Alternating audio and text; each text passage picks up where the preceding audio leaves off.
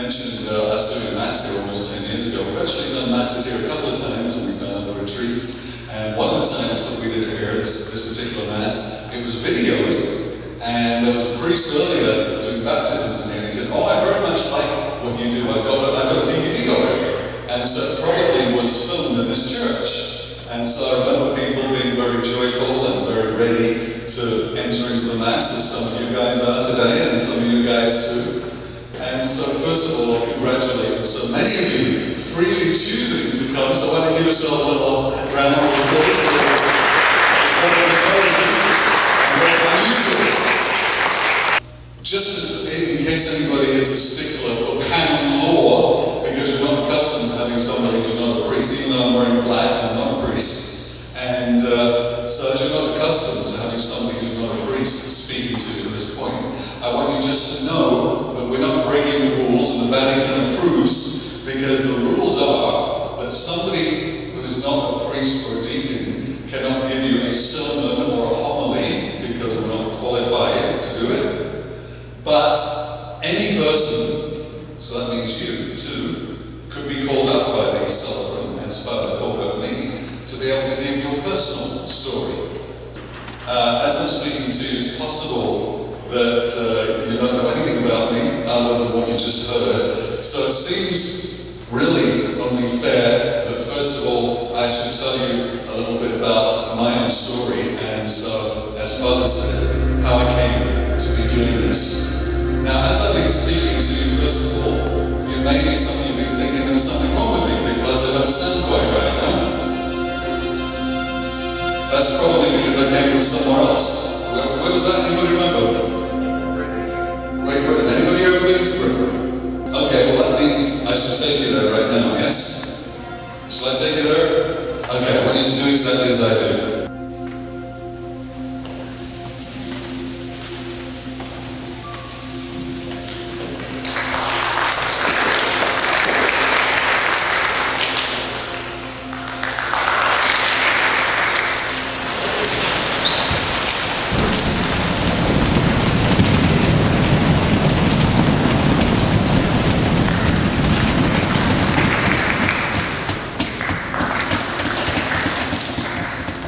That's what England sounds like, because it rains all the time, you see. It rains two or three times a week, and if there's a week where it doesn't rain, they get all excited and say it's a heat wave.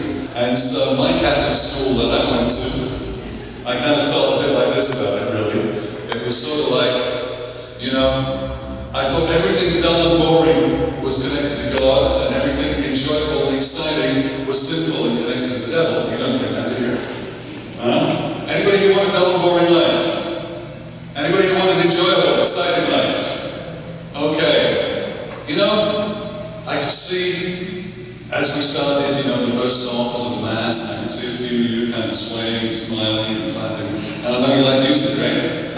You see, when I was your age, when I was at school, I thought I could only be really happy if I could become a famous singer in a band, and if I could have my songs on the radio, my videos on MTV, then I would be completely happy. So guess what I did?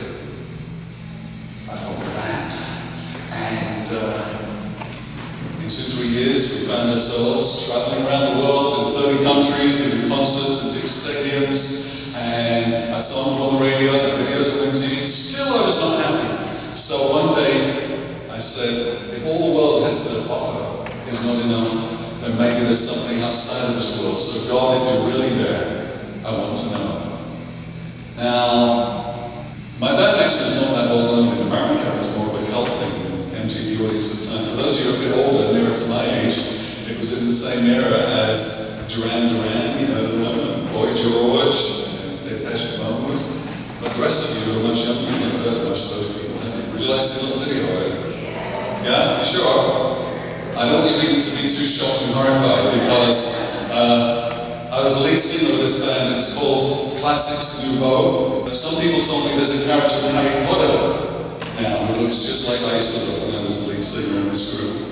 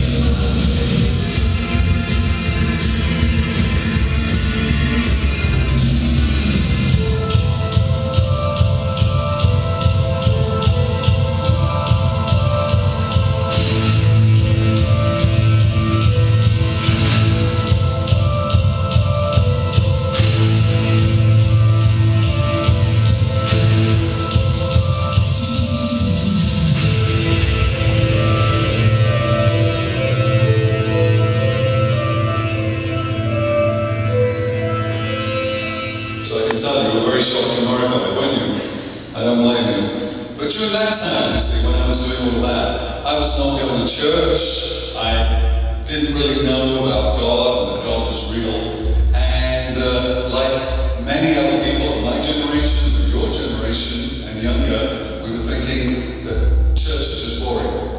And when I finally made that prayer in a hotel room, God, if you're really there, let me know.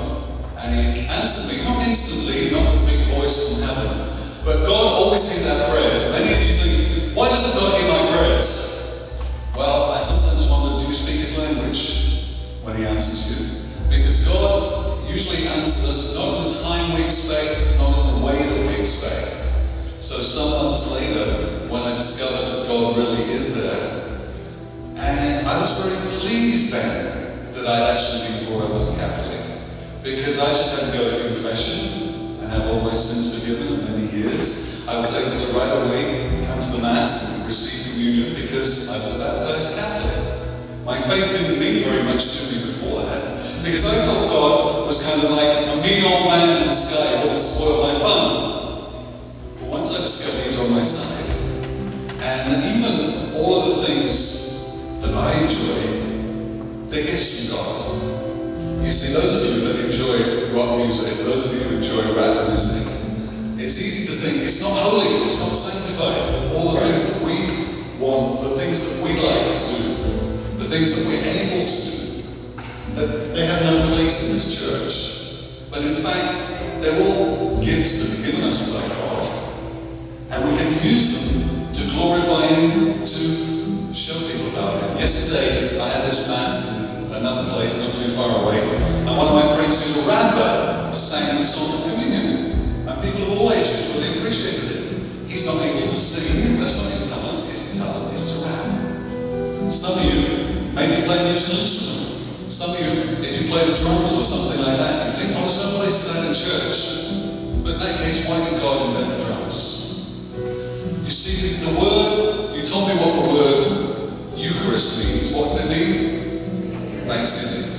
I don't know if we asked you in that quiz, I don't think we did, what the word Catholic means. Does anybody know what the word Catholic means?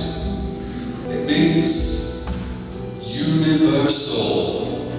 Universal. So the difference between the Catholic Church and other kinds of church is we don't have to just follow one style.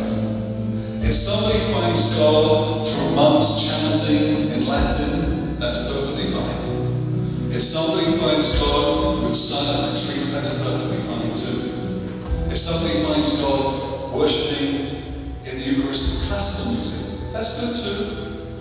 But if you like to rock, that's fine too. God doesn't mind that. In fact, not only does He mind it, He enjoys the fact that you enjoy it. And I'm not the only person in the world that likes to rock a little bit. And I come from an MTV world, as you've just seen, in your shock and in your horror. And so to me it's perfectly natural to not only sing the songs of Mass, but also to watch the videos that help us understand what those songs are saying. So I want to encourage you now, as we proceed into the rest of the Mass, even though the words that you're hearing are the exact same words we hear every time we go to Mass, to make the connection between what we see above the altar here. When Father says, on the night He was betrayed, He said, take this and eat it, this is my body. We're going to see the hands of Jesus at the Last Supper, of the apostles. And we carry on from them. We're not unrelated to them. It's not that they were holy and we're all unholy. It just happens that they were the apostles then and we're the apostles now. So I want to invite you to stand up now with me, joyfully clap and sing our faith, our creed. We sing, we believe in the Father, we believe in the Son, we believe in the